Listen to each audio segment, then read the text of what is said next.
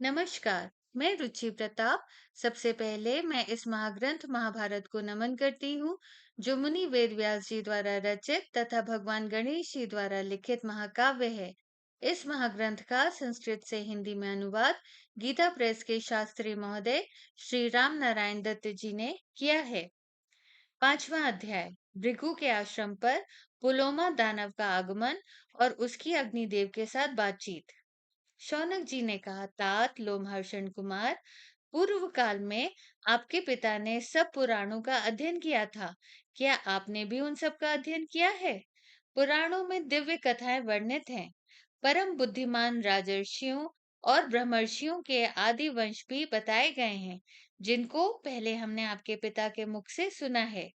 उनमें से प्रथम तो मैं भृगु वंश का ही वर्णन सुनना चाहूंगा। अतः आप इसी से संबंध रखने वाली कथा कहिए। हम सब लोग आपकी कथा सुनने के लिए सर्वथा उद्यत हैं।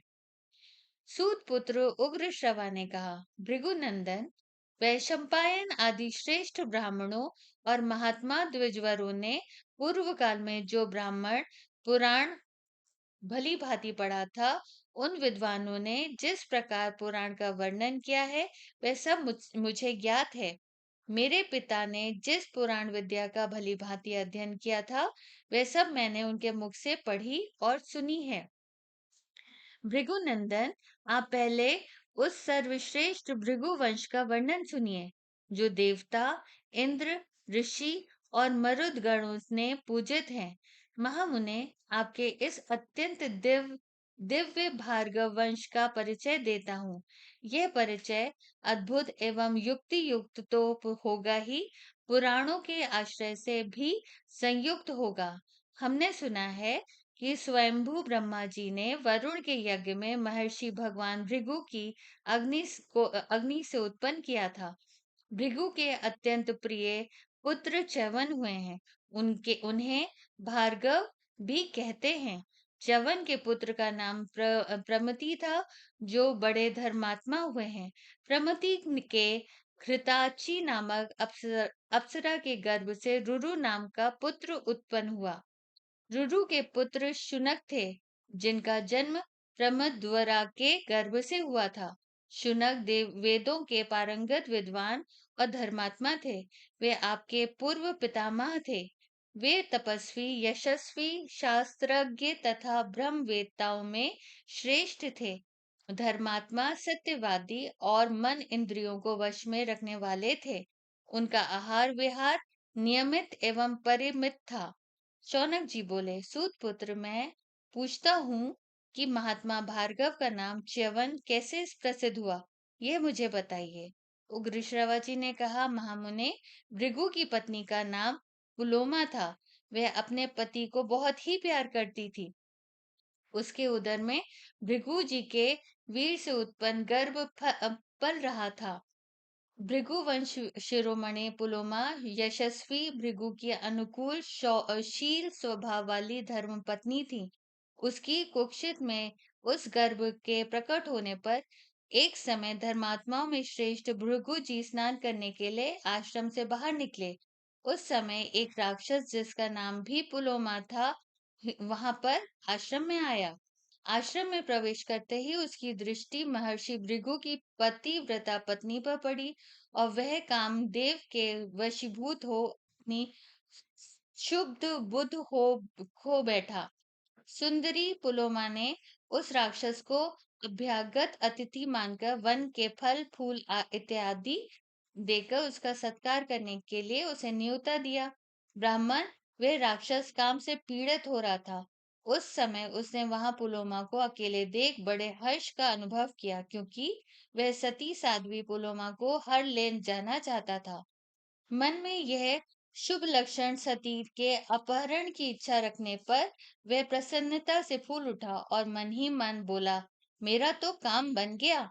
पवित्र मुस्कान वाली पुलोमा को पहले उस पुलोमा नामक राक्षस ने वरण किया था। बाल्यावस्था में पुलोमा रो रही थी। उसके रोदन की निवृत्ति के लिए पिता डराते हुए कहा, रे राक्षस, तूने इसे पकड़ ले। घर में पुलोमा राक्षस पहले से ही छिपा हुआ था। उसने मन ही मन वर्ण कर लिया, यह मेरी पत्नी है। बात केवल इतनी ही थी। इसका अभिप्राय यह है कि हंसी खेल में भी या डांटते फटकारते भी बालकों में ऐसी बात नहीं कहनी चाहिए और राक्षस का नाम भी नहीं रखना चाहिए। किंतु पीछे उसके माता पिता शास्त्र विधि के अनुसार महर्षि भृगु के साथ उसका विवाह करा दिया। भृगु नंदन उसके पिता का वह अपराध राक्षस के हृदय में सदा के लिए कसकता रहा था। यही अच्छा मौका है, ऐसा विचार कर उसने उस समय पुलोमा को हर ले जाने का पक्का निश्चय कर लिया। इतने में राक्षस ने देखा अग्निहोत्र गृह में अग्निदेव प्रज्वलित हो रहे हैं। तब पुलोमा ने उस समय उस प्रज्वलित पावक से पूछा, अग्निदेव, मैं सत्य की शपथ देकर पूछता हूँ, बताओ ये किसकी पत्नी है? पावक, तुम देवताओं के मुख हो, अतः मेरे पूछने पर ठीक ठीक बताओ।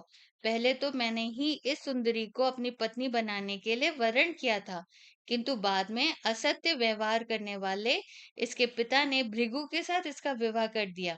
यदि यह एकांत में मिली हुई सुंदरी भृगु की भार्या है, तो वैसी बात सच सच बता दो, क्योंकि मैं इसे इस आश्रम से हर ले जाना चाहता हूँ। वह क्रोध आज मेरे हृदय को दग्ध सा कर रहा है। यह सुमिध्यमा जो पहले मेरी भार्या थी, भृगु ने अन्यायपूर्वक हड़प लिया है।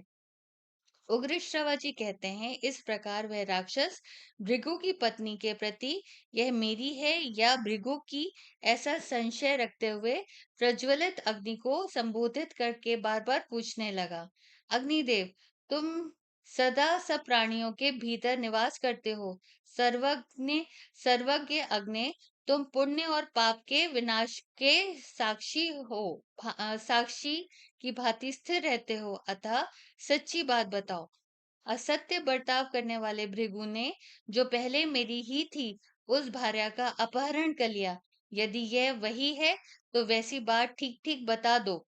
सर्वज्ञ अग्निदेव, तुम्हारे मुख से सब बातें सुनकर मैं भृगु की इस भार्या को तुम्हारे देखते देखते इस आश्रम से हर ले जाऊंगा, इसलिए मुझे सच्ची बात कहो। उग्र श्रवाजी कहते हैं, राक्षस की ये बात सुनकर ज्वालामयी 7 जिवाओं वाले अग्निदेव बहुत दुखी हुए। एक ओर वे झूठ से डरते थे और दूसरे ओर भृगु के शाप से। अतः धीरे से इस प्रकार बोले, अग्निदेव बोले, दानव नंदन, इसमें संदेह नहीं कि पहले तुम्ही ने इस पुलोमा का वरण किया था, परंतु विधि पूर्वक मंत्रोच्चारण करते हुए इसके साथ तुमने विवाह नहीं किया है। पिता ने जो यह यशस्विनी पुलोमा भृगु को दी थी, वह तुम्हारे वरण करने पर भी इसके महायशस्वी पिता तुम्हारे हाथ में इसे इसलिए नहीं देते थे कि उनके मन में तुमसे श्रेष्ठ वर मिल जाने का लोभ था। दानव, तदंतर महर्षि भृगु ने मुझे साक्षी बनाकर वेदोक्त क्रिया द्वारा विधि पूर्वक इसका पानी ग्रहण किया था। यह वही है, ऐसा मैं जानता हूँ। इस विषय में झूठ नहीं बोल सकता। दानव श्रेष्ठ, लोक में असत्य की कथा पूजा नहीं होती है। इस प्रकार श्री महाभारत आदि पर्व के अंतर्गत पौलोम पर्व में पुलोमा अग्नि संवाद विषयक 5वां अध्याय पूरा हुआ। नमस्कार।